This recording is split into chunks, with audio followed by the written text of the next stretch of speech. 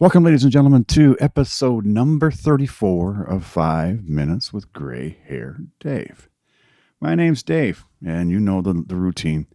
I have gray hair. I have a gray beard. I wear glasses like the guy in the artwork, even though I think he's a little better looking than me. I think he's getting a little bit of a big head from me saying that every day, though. So, anyways, here we are, episode 34. Friends, and family and those who listen. As if you're listening, I'm considering you friends or family. Thanks for being here. I appreciate this. Make sure to tell your friends about me. Today, I wanted to talk or expand a little bit about what was going on yesterday.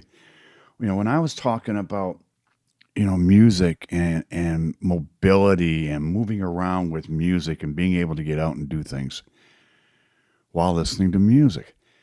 And I know that this podcast seems to revolve a lot around music, which it does. It's my podcast. It's my party. I can cry if I want to. Anyways, I like music. I do. I like communication. I do. I want to ask you this question. And I want you to answer me. I want you to go to my website, 5minuteswithgrayhairdave.com. That's the number 5minuteswithgrayhairdave.com. On any of the pages in the bottom right-hand corner, there's a little microphone. Tap on that with your cursor. Leave me a message. But I want to know, what was the very first live concert you went to see that was not put on by either, by one of your school's bands? Okay. I'm talking about a concert where you're going with people you aren't acquainted with, but maybe when you went with friends or with a girlfriend. But what concert did you go to? I lived in Port Huron, Michigan when I was growing up. And Bob Seger used to come and play McMorran Arena in Port Huron once a year. I remember seeing Bob Seger for years.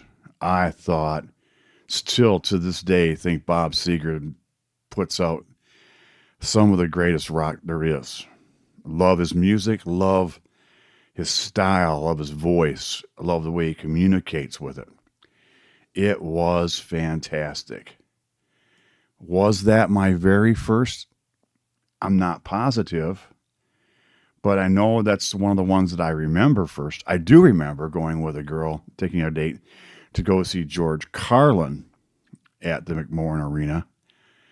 And oh my Lord, folks, I have never laughed so hard and so long that my cheeks hurt till next day from all the laughter.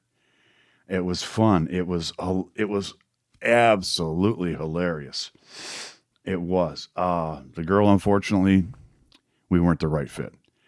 Nothing wrong with that. Nothing wrong with that at all. It was just not the right fit. I remember going to my very first outdoor concert at a place called Pine Knob in the Detroit area. Pine Knob was an amphitheater for concerts where I saw the Beach Boys. I saw Chicago. I saw, I saw Air Supply there. It was a lot of fun. And the Beach Boys, that's a fun show. It really, really is. I mean, who doesn't like the Beach Boys? And this was back when the Beach Boys were younger, and most of them were still there and alive and still playing. So, and concerts. I mean, since then, I've seen Aerosmith. I've seen a friend of mine, Chris, and I went to, and Chris, I hope you don't mind me mentioning your name. We went to see a guy called Rick Wakeman. We went to see him in Detroit at Cobo Arena. It's called Cobo Hall too, but this guy was in the middle of a big U-shaped set of organs and pianos and synthesizers and all that fun stuff. Now you got to remember, this is back in the mid to late 70s, and he was performing music from his album called Journey to the Center of the Earth. This was all instrumental, all music. There was no, I mean, there was the occasional audio which was talking. It wasn't audio about, it wasn't a lot of singing. But this guy and his group could, boy, they could play. They could play. And I believe that because of him, that's where Trans-Siberian Orchestra and the Mannheim Steamroller got their thought from. Because, gosh, he could just, Chris, if you're listening, man, that was such a great, great concert. A great concert. And it's amazing the fun we had at concerts like that, and at the Beach Boys and all these other ones. I went and saw Seals and Crofts once. They were a band in the 70s. One of their songs was "We May Never Pass This Way Again." Another one was "Diamond Girl." A friend of mine and I took our dates. It was a different kind of a concert. It wasn't that Beach Boy kind of vibe. It was a more, I think you would say more of a, oh, goodness sakes, I don't even know how to describe their music. It's not folk music, but it is. It's not jazz, but a little is. Anyways, look them up, please. If you don't know who Seals and Crofts are, look them up. Like I said earlier, and all these other shows I've had, look it up. Seals and Crofts, one of them played the mandolin very, very well. And they weren't stupendous hits. They didn't go on for years and years and years with numerous hits, but yeah, they were a 70s band. And they continue playing into the 80s and 90s, but it's a 70s band. That's what it is. So tell me about what you went and did, folks. I'm curious to know. Leave me that message leave me a voicemail. If you do, I'll send you out a sticker or a keychain or something. If you leave me a voicemail, I'll send you an email back and say ask for your address, and I'll send you a keychain or a sticker for doing that for me from Gray Hair Dave. Let's move on to Because I Can, I Believe I Must. Folks, I was listening to the news a little bit earlier. All this cancel culture stuff and all this, they're all in an uproar about artificial intelligence, AI, all over the news. How they're plagiarizing things off the internet. Well, of course that's what they're doing. That's what you're asking them to do.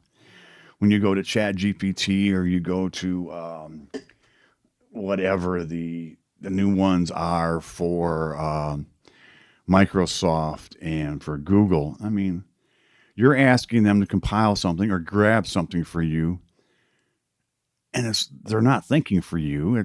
They're getting the information you ask them to get, and of course they're plagiarizing. Come on, folks.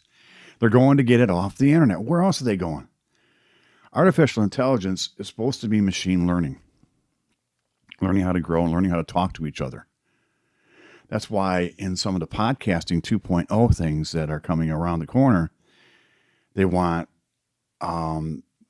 applications to be able to talk to each other in comments.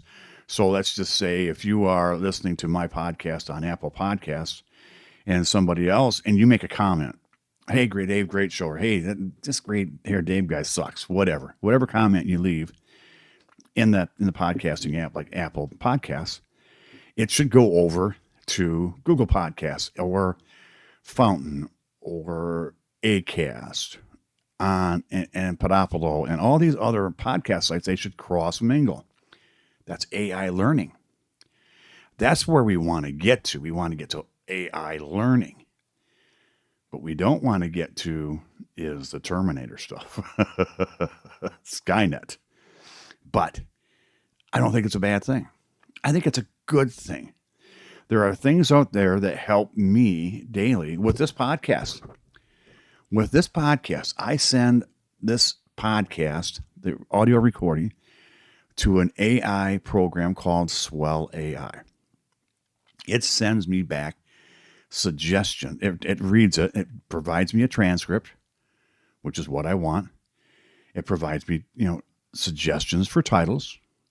It provides me summaries. It provides me show notes. It provides me timestamps. It provides me all these things. It's a tool. It should be artificial assistant instead of artificial intelligence. But I use AI as an assistant. Instead of paying somebody to do this, I'm paying a company to provide me with their knowledge to do this for me. Now, that doesn't mean that getting an assistant isn't a good thing, because it is. But I can't afford an assistant right now, and my show's not big enough to need an assistant right now. This saves me time. That's what AI is out there for. So don't get all up in an uproar about AI because, oh my God, it's going to take over the world. Not in my lifetime. Granted, I'm a baby boomer, and most of us baby boomers aren't going to live forever. I hate to be the bearer of bad news, but I don't think we're going to live forever, folks. So that was my rant for today. Folks, again, leave me a message, 5 minutes with grayhairdave.com. That's the number 5 minutes with grayhairdave.com. Please let your friends know who I am and that you're listening to me. And if they don't know how or where to find me on podcasts or what the podcast is about, show them for me, please. Folks, you are the best audience in the world. I appreciate each and every one of you. Look forward to talking to you again tomorrow. So this is, again, Gray Hair Dave saying, I will talk to you tomorrow. You all have a great, blessed day. Bye-bye.